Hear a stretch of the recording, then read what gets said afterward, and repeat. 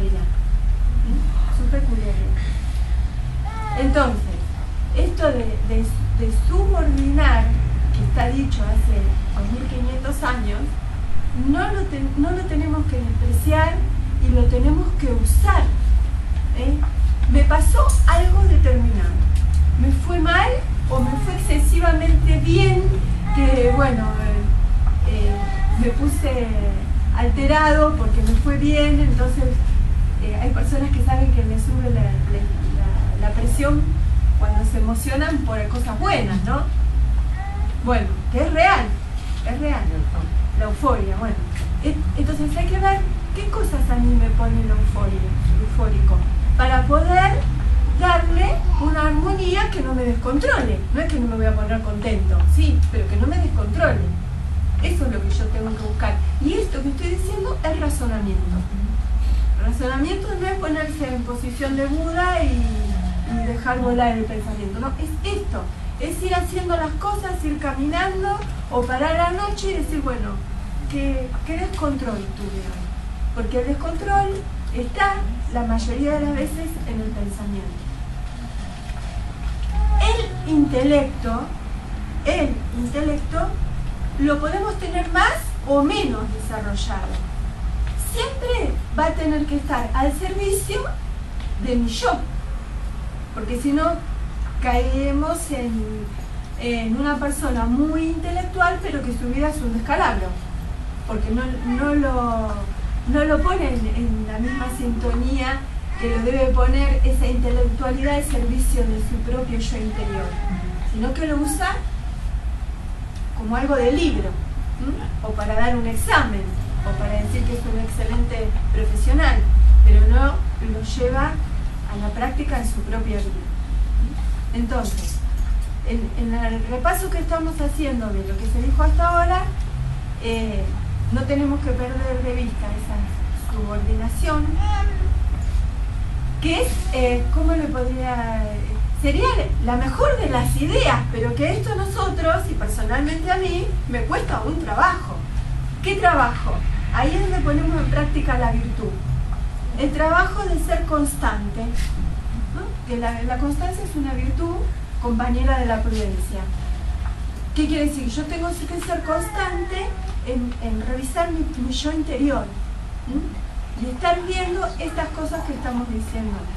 Entonces, la voluntad, que va a estar siempre dirigida por la razón, se convierte en una virtud al servicio mío y que me favorece, que me hace un bien, aparte de las cosas y las personas y las situaciones que me pasan, aparte de todo eso.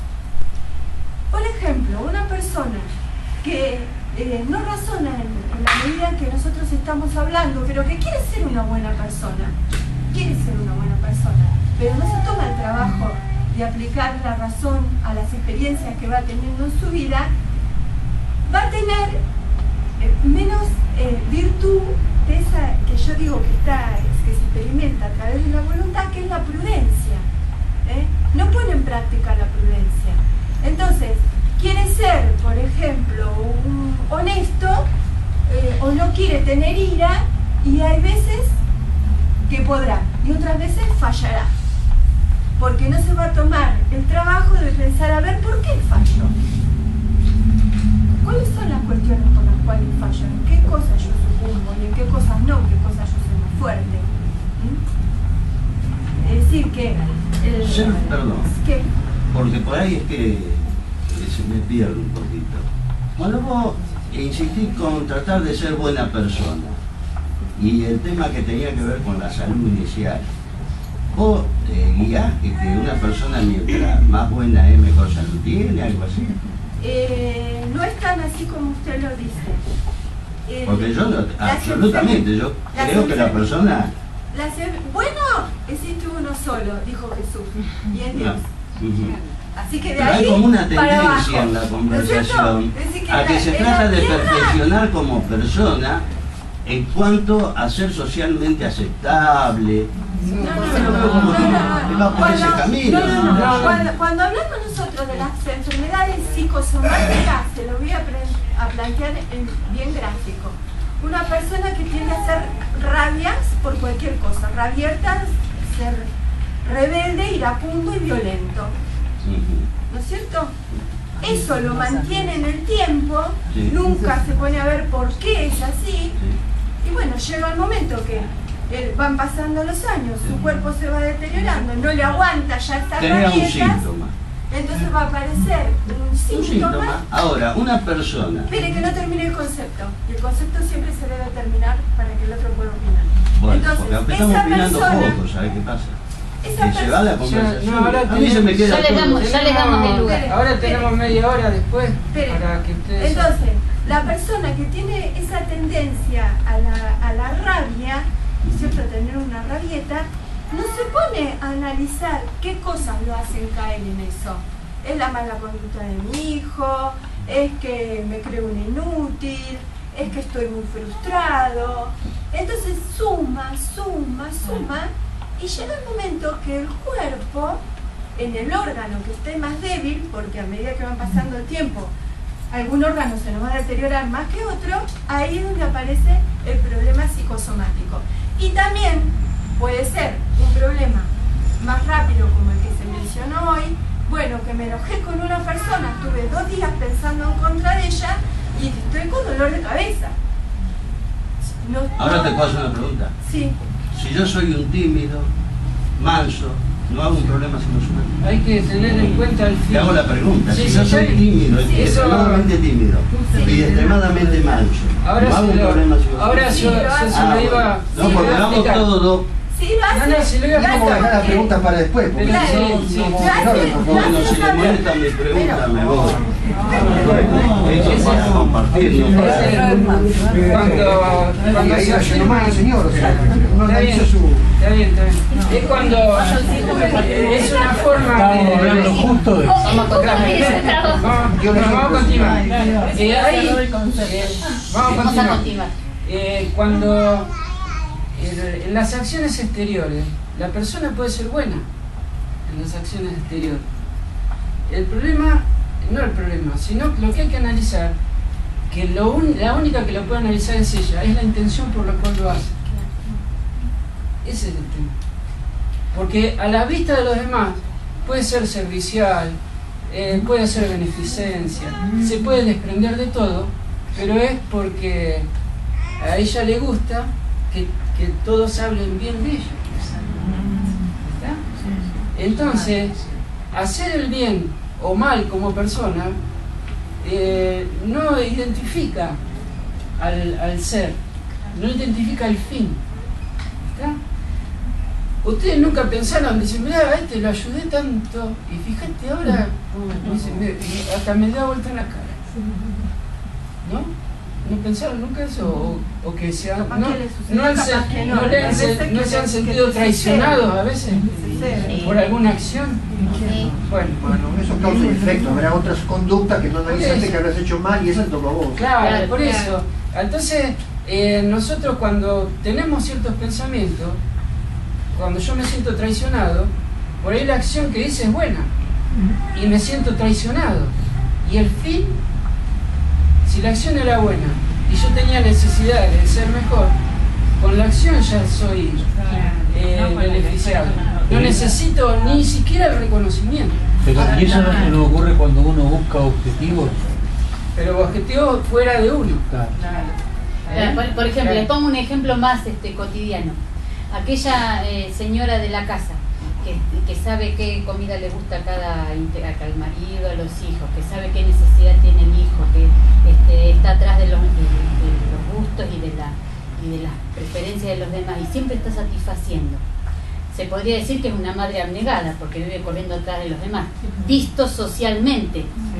Ahora, si yo hago la observación en esa conducta, me miro a mí y hago una observación íntima de mis ideas, de mis valores y de lo que yo aspiro con esa conducta, me voy a dar cuenta que más allá de ser una madre abnegada, soy una mujer controladora que me satisfago teniendo a todos bajo mi dominio.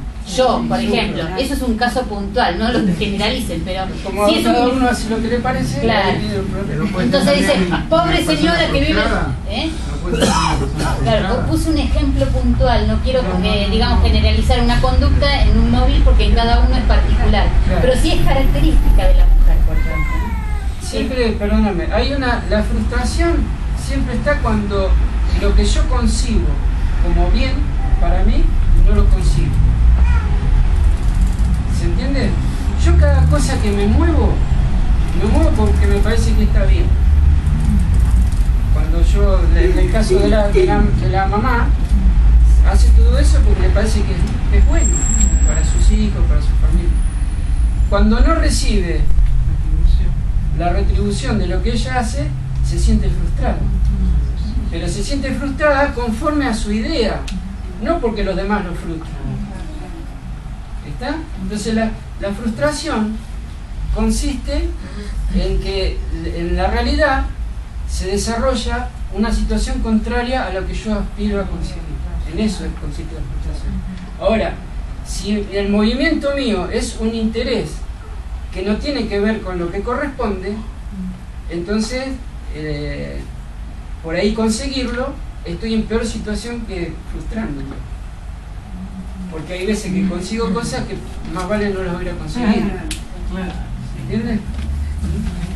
Sí, una idea que la actitud que nosotros tenemos que tener para ejercitar, para, digamos, afianzarnos en la reflexión, tiene que ser una actitud de, digamos, de un razonamiento crítico, un espíritu crítico, que es algo que a veces las personas no tienen el hábito formado. Es decir, que cuando nosotros juzgamos, cuando nosotros evaluamos la realidad o evalúo mi propia realidad interior, si no tengo ese espíritu crítico de dudar de mí, de cuestionarme los motivos, los intereses, las intenciones, el proyecto y las cosas, generalmente no voy a llegar digamos, a conocer mi realidad, o por lo menos no voy a llegar a ser reflexivo conmigo mismo. Ese es el estado, por ejemplo, del ignorante, que muy por el contrario de lo que tiene que ver con la ignorancia intelectual, es decir, que bien se reflejaba hace un rato cuando se hablaba de una persona que desarrolla su intelectualidad en un ámbito determinado, muy por el contrario de ser una actitud inteligente, es un ignorante, pero ignorante de sí mismo. ¿Por qué? Porque no se permite la duda. Entonces nosotros tenemos que desarrollar para sí mismo, es decir, yo para mí mismo, el espíritu crítico, la capacidad de dudar de mí. Bueno, en esto, ¿estaré bien? Eso que yo pienso de mí, o eso que pienso de cómo deben ser las cosas, ¿será así como yo pienso? Esa es la duda, que sería, ya les permito, una duda que Descartes le llamaba una duda metódica. Es decir, que es el método que yo utilizo para conocer. Distinto, y ahora le doy lugar, distinto es la actitud de la persona que tiene una duda, digamos, infinita, como que es una forma, digamos, una actitud, claro, que siempre estoy dudando y dudando y dudando y nunca me resuelvo. Claro, que por más que yo llego a concebir la verdad o la realidad de las cosas, o mejor, llego a razonar, enseguida me aparto de eso que razono porque las afecciones me tiranizan en un sentido de que siempre me mantengo en una, digamos, indeterminación. Por un extremo estaría el necio que nunca duda, y por otro extremo está el que duda de todo y nunca se determina. Nosotros tiene que estar eso del espíritu crítico. Señora, quería decir. Sí, me siento con lo que dijiste ignorante. Ajá. Porque yo creo que todos tenemos la capacidad, tenemos un desconocimiento de Muy bien, está bien, sí, es lo que queríamos significar. Porque esto en el inteligente somos todos. Todos somos. La inteligencia es una facultad, que es la facultad que yo tengo de conocer. Pero se confunde a veces con intelecto.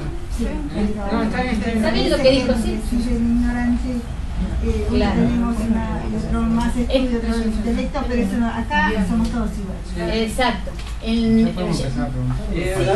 sí, bueno, Quería vamos a decir hacer- una sola cosita. Lo más difícil en Venía la... yo que levanté primero la mano, soy el primero, estoy esperando ansioso. Lo más difícil en la comunicación, lo más difícil en la comunicación es establecer, Si digamos, no a me enojo veces, me voy como el señor. digamos, es cuando nosotros tenemos una idea formada de un término, de un concepto, que es, para cada uno es diferente. Por eso es que a veces discrepamos, por eso alguien por ahí se puede llegar a sentir, cuando se habla de ignorancia, por ahí tenemos una idea de lo que es la ignorancia, que es diferente de lo que piensa otro. Entonces, Sí. ¿cómo? En este O caso, lo mismo decíamos de lo que es ser bueno, por ejemplo. Aristóteles, por ejemplo, acá en la emoción, cuando se exagera es pasión, ¿no? Y Aristóteles decía que la pasión era lo que alejaba a los hombres y la razón era lo que los unía. Entonces, cuando, supóngase, una pasión, yo puedo tener en defender mis ideas. Entonces, soy tan apasionado en defender mis ideas que las cosas que no concuerdan y no encajan conmigo, ya ahí... El deporte es un ejemplo pasión. extremo de pasión. Claro. Bueno, a ver, Es todo un dilema, ¿no? Porque a veces dar toda una charla y dejar interrumpir es bueno, porque se hace más dinámico, pero también se pierde el hilo ustedes, así Claro. que es medio problemático. claro, sí. Y como yo soy metódico, voy anotando y entonces me hago una idea de todo, porque tengo varias cosas, todas juntadas de varias partes, ¿no? Y la voy a hacer todas juntas y después, bueno, me responderán como quieran o como pueden. Bueno, porque, o sea, por un lado, o sea, cuando hablaste del temperamento, y hay en psicología hay tres vertientes, o sea, temperamento es una cosa, personalidad es otra y carácter es otra. Y temperamento tiene que ver más con los humores, y eso dicen que no lo podés cambiar, o sea, un chico que nace con un temperamento loco es loco, tiene un humor histérico y es histérico, o sea, y ahí viene la pregunta también, o sea, ¿hasta qué punto, o sea, cambiás ese temperamento con el pensamiento? Me parece que el temperamento no es cambiable, o sí, y sigo. A ver, ahí vamos. Sí, por sí, eso. el valor, sí. Ahora, y te lo engancho con otra, pues te tiro todas las ideas juntas y después me decís. Y después otra, porque, o sea, ver más, o sea, todo el día pensar los actos que uno hace, reflexionar, está bien, o sea, pero me llevaría más a pensar en, por ejemplo, si vos sos psicóloga, o sea, por ejemplo, en terapia cognitiva analizás el pensamiento a cada rato, pero me llevaría a pensar más todo esto como una corriente psicológica de analizar el pensamiento y en dónde queda el analizar hacia dónde tenés un destino, un camino más allá, porque, por ejemplo, yo puedo analizar cada uno de mis actos, pero no sé a dónde va mi vida, o sea, ¿dónde hay, o sea, de dónde ustedes plantean un acto Sí, sí, reflexivo, claro, pasa hacia que dónde un camino mayor, porque si no me tomamos caigo la- en analizar pequeñas conductas, ¿no? Sí. Las pequeñas conductas, o sea, corrijo esto y me voy a seguir equivocando, debería tener algo, decir a dónde voy más allá Sí, para bueno, no eso- solamente quedarme en algo psicológico, y de ahí, perdón, porque lo engancho con otra. Ahora, espera Pensamiento mucho, lógico del turno. Porque ahí viene otro tema, porque o sea, hay una... No se va a enojar la señora. Bueno, las cosas están todo bien. Volveré en otra oportunidad. Bueno, cómo no. Buenas noches. Porque, o sea, tengo un problema, porque, o sea, me parece que los socráticos y los griegos todo mezclaban un poco el alma con el espíritu, con todo junto, porque hoy día se habla más de cuerpo, mente y espíritu, y el alma lo estás tomando como razón y cuerpo, y, Pero por eso y el nosotros- alma yo lo asociaría más con la razón. ¿Dónde quedaría el espíritu en todo esto? Entonces, que hay, cuando se habla de corriente filosófica, se habla de todo lo que usted dijo, ¿no? Nosotros tratamos de que, después del tema del temperamento, nosotros tratamos de tomar a Sócrates, Platón y Aristóteles y no desviarnos, porque si no pasa esto, en que se empiezan por las corrientes, y el objeto que nosotros tenemos en la academia no es desarrollar las corrientes filosóficas, sino tratar de que está bien lo que dice que Pero, hasta pero es psicología. ¿esta alma es el espíritu para la ¿Cómo? corriente? ¿Esta alma es el espíritu o qué? Es un sinónimo. Es un sinónimo, alma, espíritu acá. Es un sinónimo. Claro, porque eso según... Alma o espíritu es un sinónimo. Esta división la hace Aristóteles con otras cosas más, pero nosotros lo hicimos chiquito. Es más, eso que usted hablaba de tener un objeto por el cual yo tengo que corregir, empieza acá, pero te da todo un desarrollo, por el cual nosotros después lo hacemos en las clases, por el cual entendemos por qué yo tengo que hacer. Empiezo con el conocimiento de mí mismo, como decía Sócrates, empiezo a conocer mi naturaleza. Y al conocer mi naturaleza empiezo a ver, ¿no?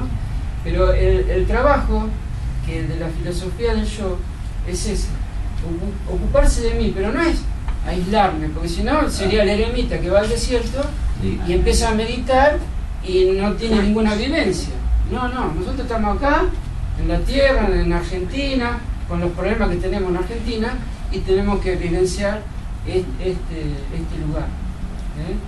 Entonces, en eso es, de ir trabajando, pero todas las acciones que yo tengo hacia afuera evidencian lo que yo soy, las aspiraciones que yo tengo. Entonces ahí yo tengo que ir trabajando, desarrollándome.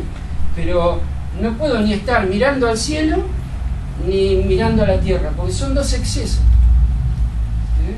Son dos excesos. Yo tengo que vivir como hombre, pero Aristóteles decía que en el hombre hay tres movimientos, decía él. Uno era el movimiento inteligible, que era el movimiento del alma. El otro era el movimiento del cuerpo. Y el otro era el movimiento exterior. Y que los tres estaban relacionados, no es que ir a cada uno para cada lado, sino que van juntos. Y yo soy uno, aunque tenga esos tres movimientos, soy uno. Entonces, si yo me ocupo solamente del movimiento del cuerpo, del movimiento exterior, y bueno, voy a conseguir todos los objetivos que me proponga como persona. Ahora, si yo me ocupo de esos objetivos, por ahí los consigo, pero no necesariamente consiga una modificación para mí. Lo que sí yo estoy certero de que si yo hago una modificación en esta parte inteligible y digo tengo que ordenarme en tal cosa, tengo que ser más ordenado, tengo que ser más discreto, no tengo que ser más tan inmoderado en el pensamiento. Si yo logro eso, eso es para mí y después se trascienden los otros dos movimientos. Y ahí se integran los tres, pero no al revés. ¿Entiendes? Eso te permite cambiar. Claro, La parte hay veces que te permite cambiar. porque hay veces que yo experimento y sufro y digo, ya tengo experiencia. Y entonces la experiencia son la suma de errores a través de la vida. Eso es experiencia. Eso no es experiencia. Es acumular errores y darse cuenta del error que cometí. Eso es posible, perdóname, para completar la idea, porque el alma tiene una relación de subordinación, según Platón, donde dice que la razón debe de subordinar las otras dos partes de su alma. Entonces, si bien yo tengo voluntad y la puedo dirigir hacia cualquier lado, hacia el vicio o hacia un razonamiento, ¿no?, lógico y bueno y virtuoso, tengo que tomarme el tiempo, porque si no la experiencia carece de valor. La experiencia tiene valor si yo me tomo el tiempo de, después esa experiencia, razonarla, pensarla, porque la razón subordina la voluntad y las emociones, porque si no, no hay posibilidad de cambio para nosotros. ¿Entienden?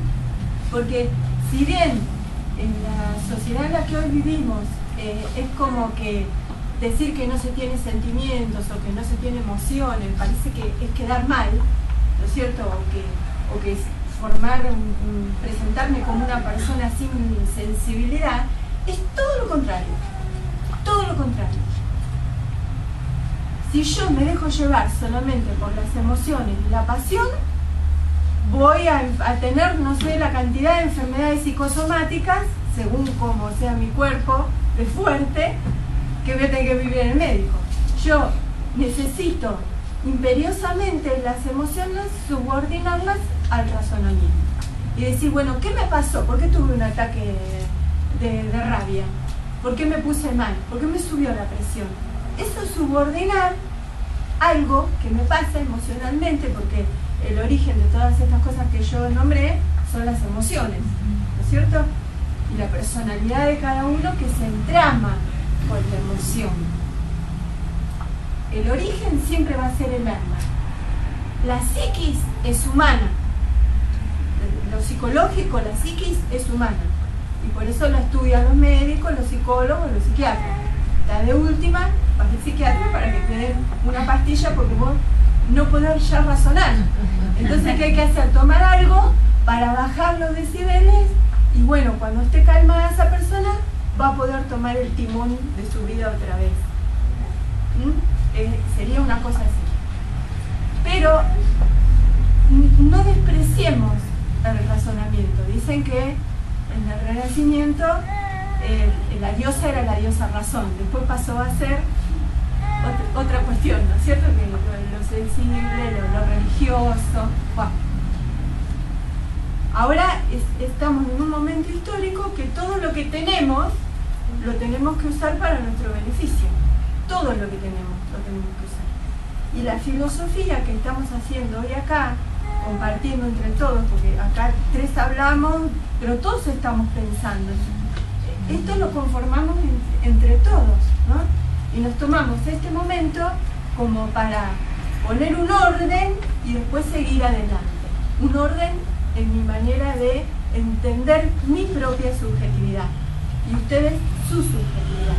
Porque si bien todos razonan, todos tienen emociones, todos tienen voluntad porque son facultades del alma, son valorado, incapaz, que digamos que no se encuentra a la altura.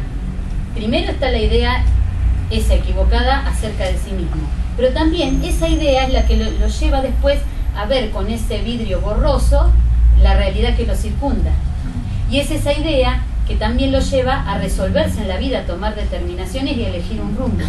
Y también, como esa idea está distorsionada, también es la que trae estados afectivos que no le son beneficiosos, porque la persona está en conflicto con la realidad. Lo mismo es, perdóname, sí. Por poner otro ejemplo, la persona que tiene una idea de sí mismo que es, por ejemplo, aquel que no duda de sí mismo, que piensa que siempre hace digamos que siempre hace las cosas bien, que siempre razona bien, que lo que yo considero es lo real, lo válido. Obviamente que va a chocar con la realidad y obviamente que va a tener conflictos. ¿Por qué? Porque aunque se esté equivocando, es tan obstinado en su forma de pensar que no duda de sí mismo, y eso le trae conflictos. Y también un estado, aunque los conflictos a veces se resuelvan por la fuerza y tenga cierto, vamos a poner éxito entre comillas, ¿no es cierto?, éxito relativo, el estado afectivo que provoca digamos, el personalismo, el perfeccionismo, por no ponerles otras calificativos, también es un estado perjudicial para el cuerpo, porque está contrario a lo que es la cualidad, a lo que hace que el alma, digamos, repose más apaciguadamente, más tranquilamente, que tenga sosiego. Cada pensamiento está asociado a una emoción, a una afección, no hay un pensamiento solo. Entonces ustedes tienen que ver que cada vez que piensan sobre alguna cosa, siempre está acompañada por una afección. Esa afección puede ser agradable o desagradable. Cuando hablamos de afección no es algo que tenga un dolor, sino cómo me afecta. Me afecta bien, mal, agradablemente, desagradablemente. Entonces, eso que nosotros sentimos, para nosotros es nuestra realidad. Ese es el problema. Que tenemos que hacer un esfuerzo muy grande para sobrellevar esa emoción o esa afección y poder pensar libremente acerca de lo que estoy sintiendo y lo que me está pasando. Porque como eso lo siento, eso es real para mí. ¿Mm? Y hay una realidad que está fuera de mí y una realidad que está dentro de mí. Y hay veces que vieron cuando uno le quiere decir al otro que entre en razones, y se le dice, pero vos escuchame, fíjate. Dice, no, pero no. Y entonces, como siente de una manera, todas las explicaciones y todos los razonamientos son acordes a eso que siente.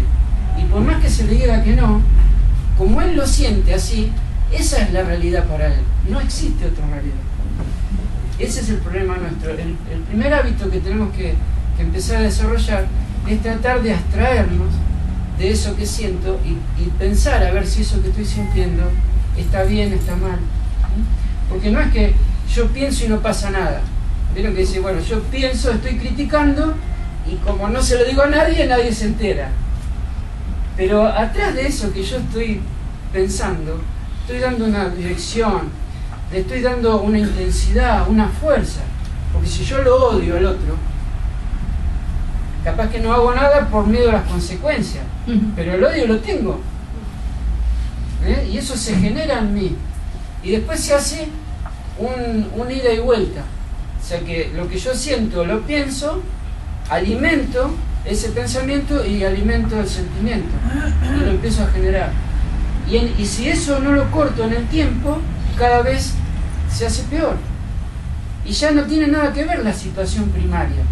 Porque quizás pasaron 10, 15 años. Y ya capaz que ni me acuerdo la situación primera que me pasó. Porque le agregué tantas cosas en el tiempo que después se me hace hasta muy difícil evaluar la situación.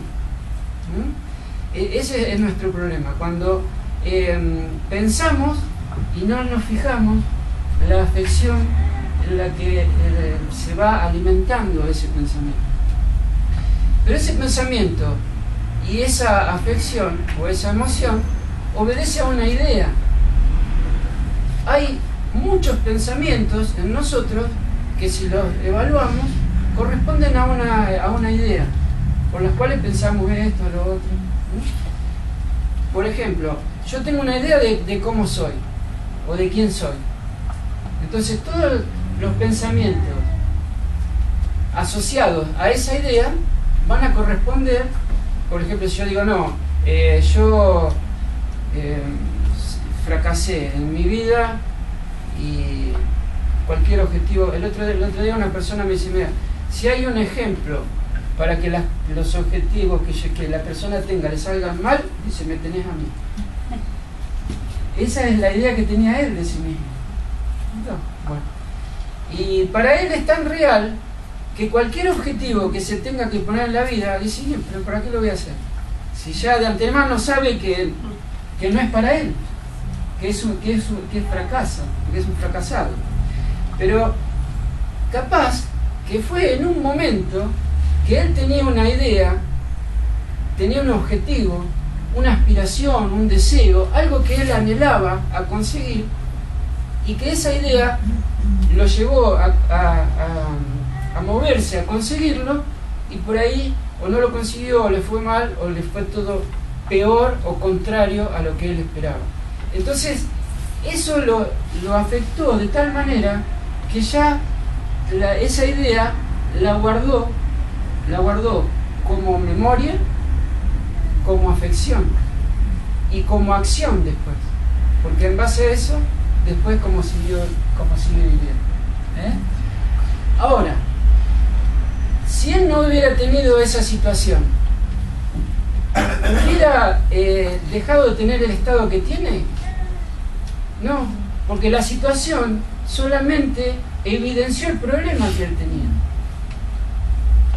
¿Está? Es que cuando vieron que dice, bueno, era una buena persona, nunca hizo nada, nunca pasaba nada, muy amable, se ve por la televisión. Y dice, de un momento a otro, A todo. bueno, ¿y qué pasó? ¿Qué fue? ¿Fue la situación? No. Es la acumulación de resentimiento. Claro, él estaba en él, solamente faltaba la situación. Entonces hay veces que nosotros no necesitamos de la situación para ir reconociéndonos, solamente evaluar las ideas que yo tengo, las aspiraciones que yo tengo, los deseos, las tendencias. ver cómo me posiciono, cómo me creo que soy yo.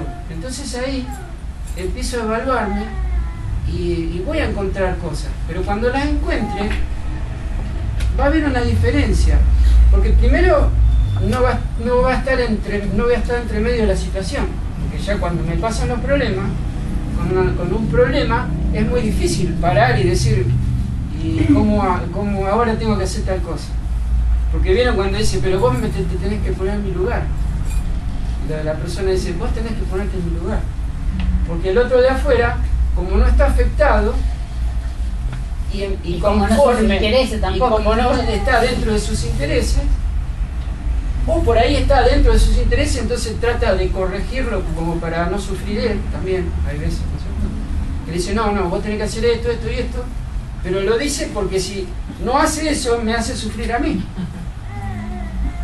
¿No es cierto? Entonces, hay muchas veces que las opiniones y los consejos que se dan forman parte de lo que es mi realidad también. Y entonces hay veces que al otro le decimos cosas, pero es para no sufrir yo también, la mayoría de las veces, ¿no? Bueno, entonces cada uno, cuando está en el problema, es muy difícil analizar, muy difícil salir. Pero después con el tiempo, si uno tiene el hábito de ir reflexionando, de ir evaluando, a ver las afecciones que tengo, cuáles son mis aspiraciones, cuáles son las ideas que yo tengo, de lo que debe ser, lo que no debe ser, lo que tiene que ser una pareja, una familia, lo que tiene que ser un hijo, lo que tienen que ser los amigos. ¿En qué posición yo me coloco? ¿Estoy en la posición de víctima? ¿Estoy en la posición que no tengo vida propia porque cada uno que llama yo salgo corriendo a atenderlo? ¿En qué posición yo me coloco? ¿Estoy en la posición que estoy en ese rinconcito que bajo la vista para que nadie me mire, para no tener responsabilidades?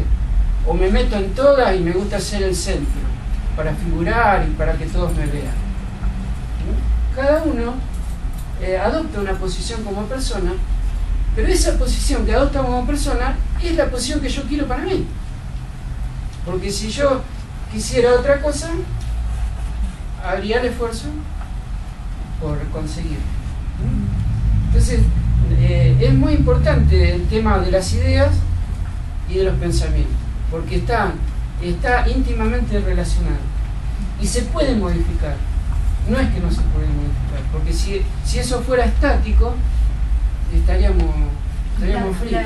Porque si yo no tuviera posibilidad de cambio, de modificación, no existiría la reflexión, no existiría nada. Estaríamos como en la época de las cavernas. Claro, no existiría nada. Si yo no me pudiera abstraer de lo que siento para verificar si eso que siento es bueno o malo, entonces estaríamos sujetos a las emociones. ¿Entiendes? Bueno, no es que sea fácil, no estamos hablando de fácil, pero sí estamos tratando de evaluar el modo por el cual yo puedo ir modificando y saliendo de mi situación o de mi realidad, si se quiere. Entonces, bueno, que conforme a esa realidad se sucede todo lo demás. Las cosas que me afectan son las cosas que me interesan.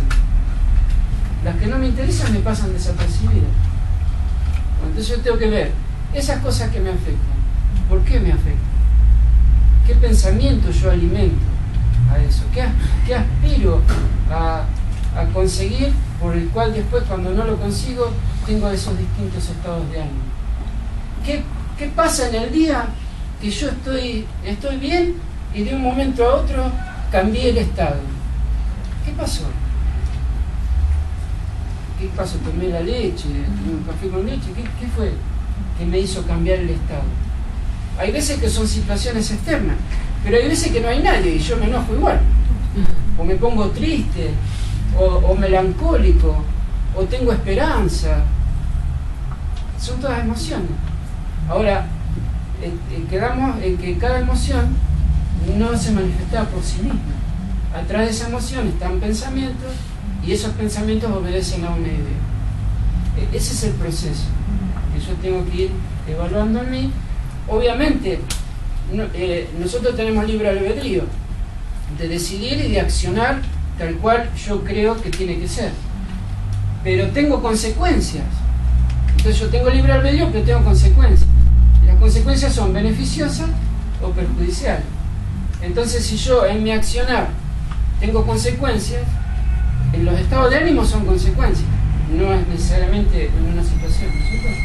Bueno, entonces si yo acciono y tengo consecuencias, quiere decir que esa acción tiene una responsabilidad. Y si yo tengo una responsabilidad, quiere decir que hay un ordenamiento. Porque si no, ¿cómo va a haber responsabilidad sin orden? Por ejemplo, en un trabajo, cada uno tiene una responsabilidad. Y si cada uno cumple con esa responsabilidad, ese ordenamiento se cumple al fin, que es el trabajo. Bueno,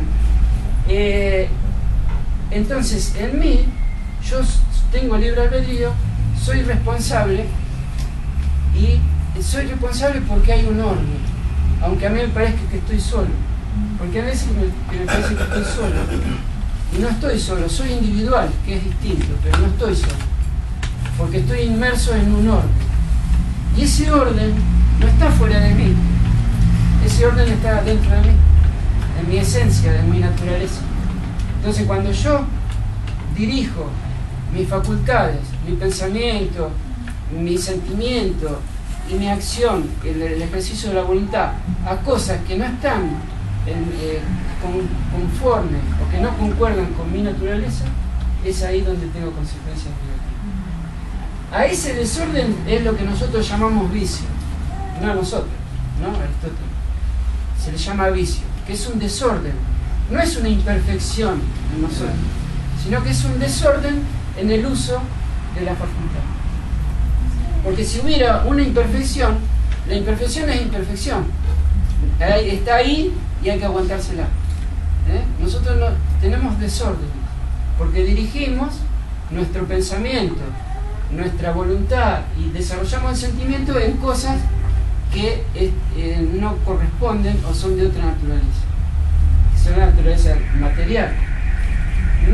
Exageramos eso por el placer, nos parece que porque nos gusta, porque nos da emoción, lo perseguimos, pero después tenemos consecuencias.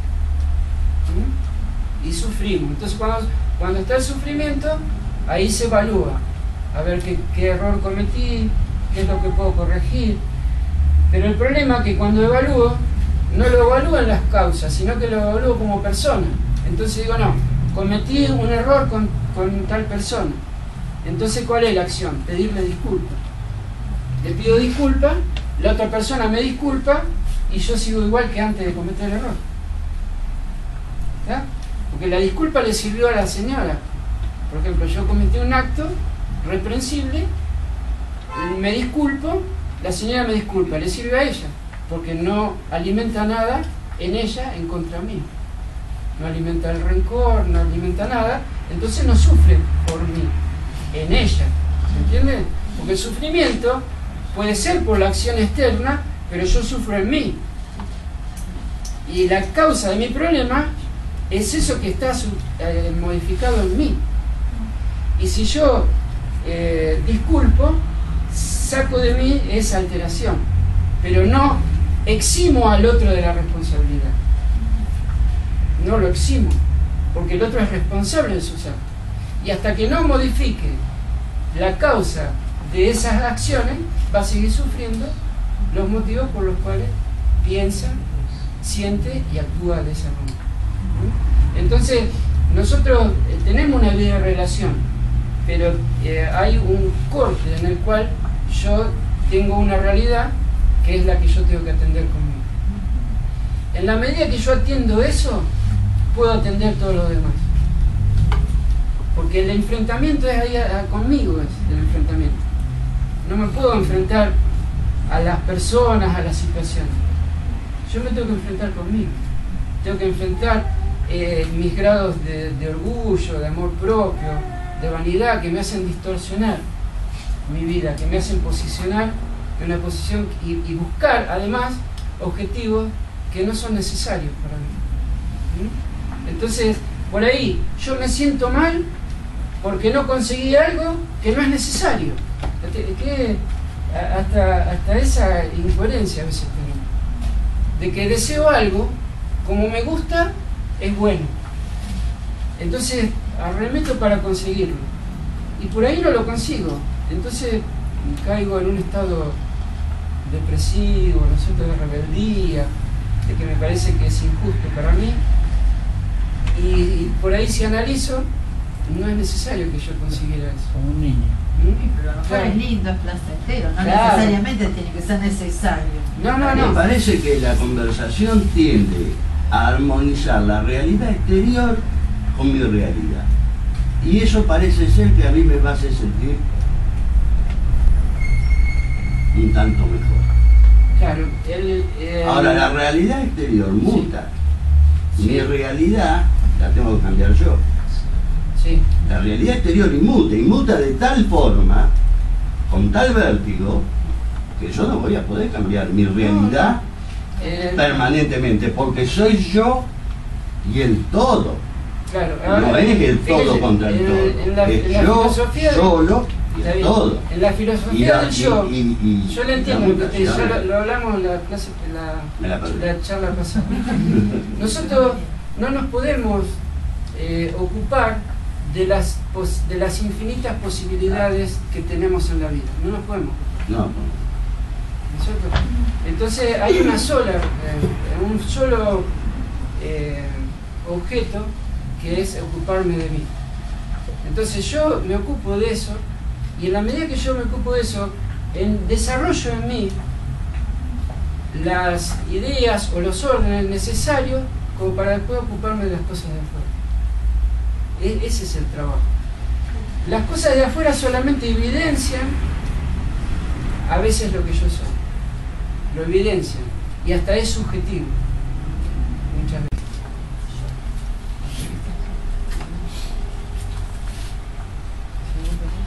Sí, ¿cómo no? Bueno, bienvenidos a todos.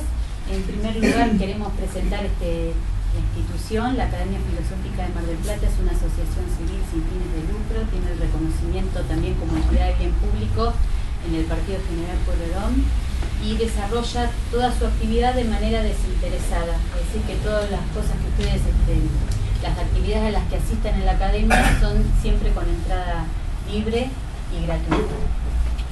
En este ciclo de charlas, taller de verano, bueno, nosotros desarrollamos esta actividad que no tiene la forma de curso, sino simplemente reuniones donde tratamos un tema puntual, siempre dirigido evidentemente a la aplicación, es decir, que la filosofía, pero con el sentido o la orientación de que eso luego la persona lo lleve a la reflexión personal, que se lleven algo de acá, ¿no es cierto? Una idea, una duda, algo que los ponga, digamos, a veces hasta incómodos consigo mismo, ¿no es cierto? Y bueno, en esa tarea que desarrollamos en el verano, que también no le damos continuidad de curso porque siempre en nuestra ciudad tiene características particulares en el verano, en que, bueno, digamos, recibimos mucha gente de turismo y no se puede mantener una continuidad. Pero bueno, la tarea se lleva a cabo por sus propios dirigentes y en particular en la reunión de hoy está la directora general, licenciada en Psicología Evangelina Monelo, el presidente de la institución, el señor Eduardo Velilla, y mi nombre es Patricio Campo, que soy secretaria general. Antes de comenzar con el desarrollo del tema, les queríamos ofrecer que las charlas nosotros las estamos grabando, y el que se quiere llevar a la casa, tenemos grabados los DVD, después lo piden en secretaría. Y les vamos a agradecer que apaguen los celulares antes de empezar, así no nos distraemos y podemos tener una especie de comunión de pensamiento en el desarrollo. Bueno, empezamos entonces. Hoy vamos a hablar sobre el pensamiento y cómo es que el pensamiento a nosotros nos puede llegar a enfermar. En primer lugar, nosotros tendríamos que desarrollar o explicar cuál es la naturaleza del hombre, que precisamente participa de dos planos, ¿no es cierto? Por un lado el plano físico, el plano corporal, por el cual estoy ligado a la materia y soy sensible o susceptible de tener todas las vicisitudes que tiene el cuerpo físico, y por otro lado lo que Platón llamaba el mundo de las ideas, ¿no es cierto? El plano inmaterial, espiritual, del cual podríamos decir que la característica esencial en el hombre es su pensamiento. Es decir, que en el plano espiritual yo participo porque precisamente soy un alma, un sujeto que piensa. Platón se hacía esta pregunta, bueno, obviamente toda su obra tiene que ver con esta dualidad, ¿no es cierto?, del hombre como espíritu y materia, pero en una de sus obras pregunta precisamente, dice, el interlocutor de Sócrates dice, ¿qué entiendes por pensar? Y Sócrates le dice, un discurso que el alma se dirige a sí misma sobre los objetos que considera. Me parece que el alma cuando piensa no hace otra cosa que conversar consigo misma, interrogando y respondiendo, afirmando y negando, y que cuando se ha resuelto, sea más o menos pronto, y ha dicho su pensamiento sobre un objeto sin permanecer más en duda, en esto consiste el juicio.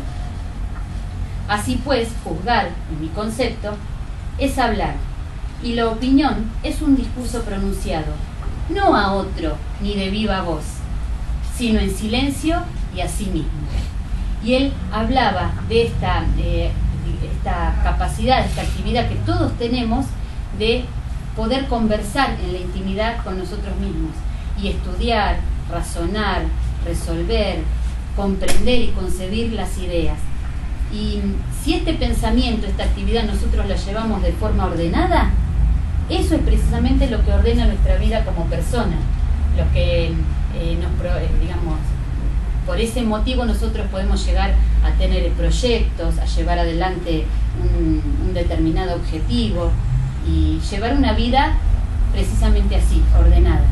Pero si esa forma de pensar, si ese discurso que el alma tiene consigo misma está desordenado, se convierte por el contrario en un yugo, en una esclavitud para el alma, y es lo que hace que la persona empiece a tener conflictos, generando después esos conflictos consecuencias tanto en la vida de relación como precisamente en la parte de la salud, es decir, en la relación que yo como ser inteligente tengo con mi cuerpo físico.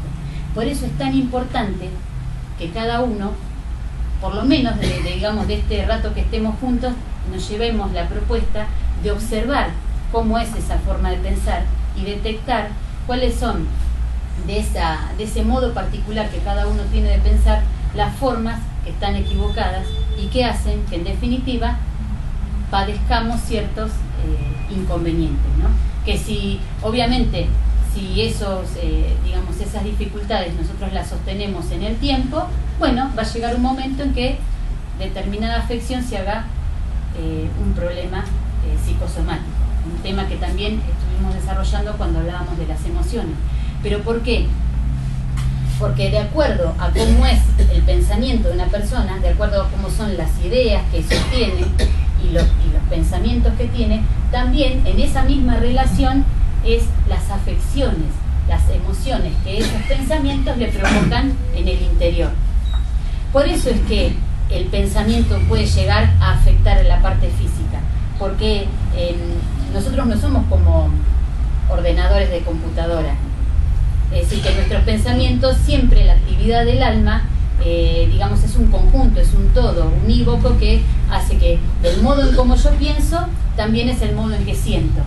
Y es a partir de ahí, de esas afecciones, que se genera después el problema de enfermedad. Por eso es que cada uno tiene que ver en esos pensamientos qué cosas le mueven en su propio modo de ser, lo que los antiguos llamaban el temperamento. Tal vez alguno esté familiarizado con esa idea, digamos, de la antigüedad, donde se decía que el temperamento estaba relacionado con los humores corporales.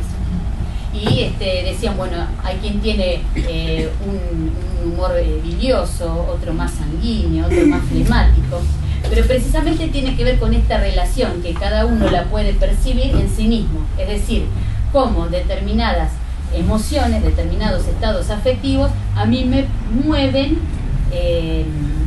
o digamos me distorsionan o me causan una disfunción en el físico.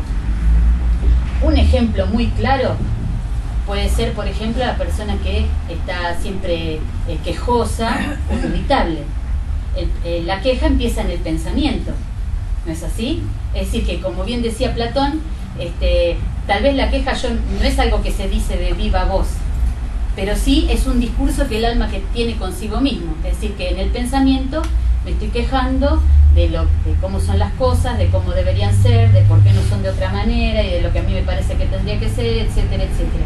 Si la persona sostiene ese discurso en su pensamiento mucho tiempo, ese estado afectivo va a llegar un momento en que le va a traer un problema, cuando menos una molestia física, como puede ser el más simple, a ver si les parece, un dolor de cabeza, ¿no?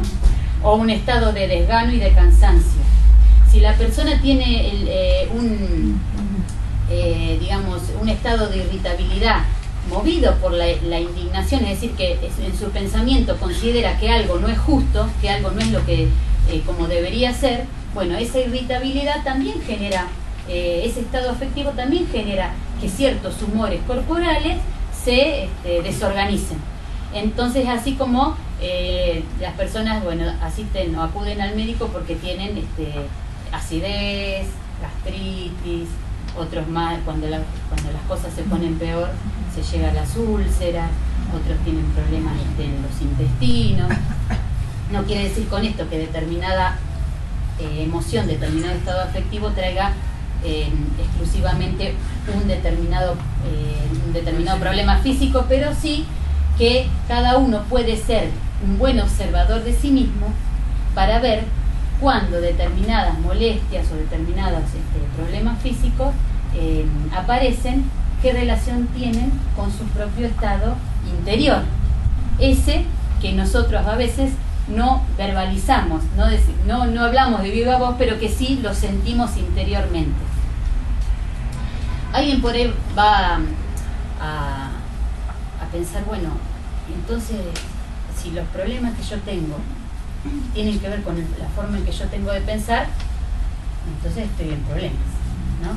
Porque puede ser que piense, bueno, si así soy yo, si esta es mi forma de ser, mi personalidad, ¿dónde está la solución? Sin embargo, lo que nosotros tenemos que aprender a distinguir, que como esencia de naturaleza espiritual, lo que sí es, digamos, inamovible, lo que sí es inmutable en mí, es que tengo la capacidad de pensar, de sentir y de elegir, de tomar determinaciones. Eso sí es en todos por igual y no lo puedo borrar, no puedo dejar de pensar. Pero lo que es particular en mí es el modo en que yo ejerzo esa actividad. Ese modo particular que tengo no es algo que es para siempre, ni tampoco estuvo siempre. Lo fui adquiriendo y se me ha hecho como un natural, ¿no es cierto? Se ha hecho en la persona como una costumbre, un hábito. Es decir, que determinadas formas de pensar se forman un hábito en el individuo y le parece algo como difícil de remover. Pero tengan en cuenta que eso no es esencial, no es algo que sea para siempre, sino que yo estoy tan acostumbrado que me parece que soy así. Entonces, un buen hábito, digamos, vamos a ponernos el título, vamos a ser arrogantes, un buen hábito del filósofo es cuestionarse, ¿no? Es decir, bueno, a ver, este modo de pensar, ¿yo lo puedo cambiar? ¿Me puedo llegar a cuestionar que mi forma de ser, que mi personalidad o el temperamento que tengo, yo soy capaz de cambiarlo? Bueno, es también un desafío, ¿no es cierto? Observarse. ¿Se te puede preguntar o después al final? Después cuando pasamos a la parte ustedes la acción de pensar y pensamiento se pueden tomar como sinónimos, pero el pensar es todo lo que la maquinaria y la tecnología puede observar. Cuando vieron que dice, la persona piensa y la actividad cerebral se pone en movimiento. Pero el pensamiento tiene más que ver con esta parte, con lo inteligible, más que con lo sensible. Porque en lo sensible es donde está la parte corporal, ¿no? Lo de la emoción y lo del placer, la inclinación. Y todo ese movimiento que hace el alma a través de lo sensible por el cual está relacionado. Pero en lo inteligible, por sobre todas las cosas que son sensibles, las ideas que nosotros desarrollamos en nosotros mismos no son sensibles. ¿Dónde guardamos esas ideas? Nosotros, las ideas serían cuando nosotros tomamos la esencia de las cosas, cuando no nos valemos por los fenómenos exteriores, sino cuando conocemos que ese fenómeno obedece a una causa. Esa causa es la esencia por la cual provoca ese fenómeno. Entonces, por encima del pensar está la facultad del pensamiento y están las ideas, pero las ideas en nosotros se alojan como ideas inteligibles. Por ejemplo, supónganse, ustedes saben lo que es una silla, por ejemplo. Se le muestra esta silla, le dicen, ¿esto qué es? ¿Este objeto qué es? Una silla. Bueno, le pongo un respaldo de cuero, le saco el hierro, le pongo madera, la tapizo y les pregunto, ¿qué es ese objeto? Y ustedes dicen, es una silla. ¿Por qué? Cambió el objeto, la parte sensible cambió, porque es otro objeto, pero la esencia del objeto yo la concibo, y eso no es material. ¿Entienden? Entonces, la parte en la que yo concibo las cosas como ideas, esa es lo que yo soy, es lo que yo tengo para mí. Y eso se puede modificar, porque como decía recién Patricia, es accidental lo que yo pienso en este momento, porque si yo sigo desarrollando, si sigo conociendo, si sigo evaluando y avanzando, inevitablemente las ideas que tengo hoy van a modificarse, pero se van a modificar en mejor siempre, o si no quedo estancado con el conocimiento que yo tengo. Nunca voy a retroceder. A veces yo avanzo y retrocedo como persona, pero no como lo que yo soy, en mi estado. Lo que yo consigo lo tengo yo. Como persona sí puedo avanzar y retroceder. ¿Cuándo avanzo? Cuando me pongo un objetivo y entonces digo, bueno, me voy a conseguir ese objetivo. ¿Y cuándo retrocedo? Cuando el objetivo no lo puedo cumplir, o cuando tengo inconvenientes, o cuando tengo problemas, o cuando la idea que yo proyecto es totalmente contraria a la realidad. Entonces vuelvo otra vez, retrocedo, pero esos avances y retrocedos son como personas, porque aún avanzando y retrocediendo, por ahí yo quiero avanzar sosteniendo esa idea, y en mí no hay una modificación. ¿Se entiende? Entonces, como persona, es todo relativo, hay todas relaciones exteriores en las cuales yo puedo estar por encima o por debajo. Todo lo que yo hoy consigo inevitablemente se va a deteriorar o lo voy a dejar de tener. Pero lo que yo consigo para mí, un conocimiento que yo adquiero, eso me da un estado distinto al que tenía antes de conocerlo. Porque, como decía recién Patricia, lo que yo no conozco solamente emito opinión. ¿Y opinión acerca de qué? Acerca de lo que percibo. Y lo que percibo está en la parte sensible mía. Entonces, a través de la percepción, yo puedo percibir cosas, pero yo tengo que elevar mi pensamiento hacia a ver si puedo encontrar la esencia de las cosas que estoy percibiendo. Precisamente Sí. por eso la actividad, digamos, o el punto de vista filosófico es no quedarse en el mundo de las cosas, en el mundo de lo que se observa, porque nosotros nos confundimos juzgando la realidad de las cosas mediante la vista o mediante el mundo que cambia todo el tiempo, ¿no? Yo cuando pensaba sobre esto buscaba un ejemplo, ¿no? Y ustedes todos conocen el tango Cambalache, ¿no? Bueno, todos sabemos de qué trata. Bueno, por ejemplo, generalizar que el mundo fue y será una porquería es tomar de los ejemplos sensibles que vivió o que se vive o que normalmente o estadísticamente se vive, inferir de determinada realidad particular algo que es universal. Entonces, si yo juzgo por lo que observo, puede ser que me equivoque, puede ser que las ideas, los valores que a mí me impulsan a obrar, a razonar y a elegir estén distorsionados, porque por ejemplo nos lleva al absurdo, ¿no es cierto? Porque por ejemplo puedo decir, bueno, entonces la justicia no existe, entonces ¿para qué ser honesto y ser sincero? Es decir, que yo moviéndome en el mundo de la experiencia, puede ser que me equivoque si no hago el esfuerzo, es decir, ese movimiento dialéctico de llevar de lo sensible al mundo de las ideas, es decir, a concluir en las cosas que son verdaderas y que duran para siempre, ¿no? Que serían esas ideas, valores que todos tenemos, pero que a veces por falta del hábito de la reflexión están distorsionadas. Entonces, los valores, las ideas que a mí me promueven determinados pensamientos y determinada también hasta posicionamiento frente a la realidad, hace que cuando no la concibo en lo que verdaderamente es, entre en un conflicto, es decir, choque con la realidad. Porque yo tengo una idea, principalmente las ideas que tengo acerca de mí mismo. Todos, si ustedes se ponen a pensar ahora, tienen una idea acerca de sí mismos. Y también, a partir de esa idea, también es el modo en que observan la realidad y el modo en que se juzga la realidad.